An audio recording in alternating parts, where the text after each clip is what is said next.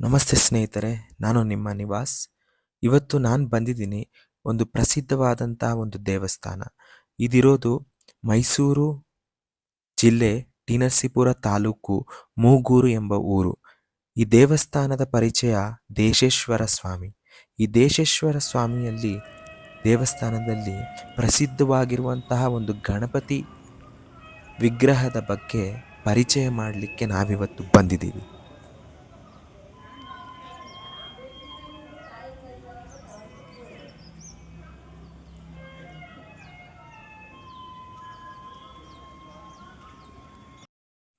ಇದು ದೇಶೇಶ್ವರ ದೇವಸ್ಥಾನದಲ್ಲಿರುವಂತಹ ಒಂದು ಶಕ್ತಿ ಗಣಪತಿ.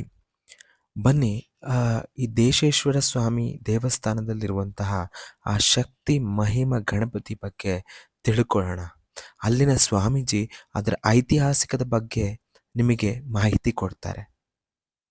ಇದು ಸಂಕಲ್ಪ ಗಣಪತಿ ಅಂತ.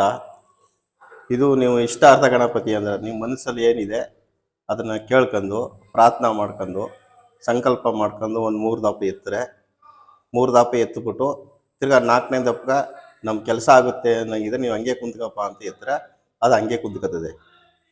ಇದು ಅರ್ಕ ಗಣಪತಿ ಅಂತ. ನಮ್ಮ ಹೆಸರು ಸಿದ್ದರಾಜು ಅರ್ಚಕರು ಅಂತ.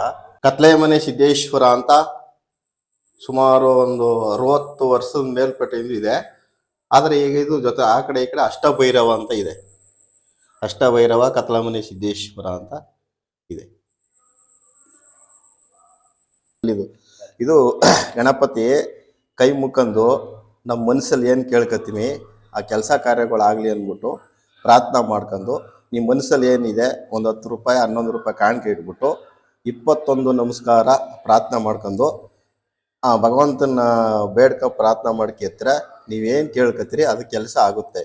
ಇದು ಸುಮಾರು ಆಗ್ಲಿ ಹಿಂದಿನ ಕಾಲದಿಂದ ಇದು ಪದ್ಧತಿ ನಡ್ಕೊ ಬಂದಿದೆ.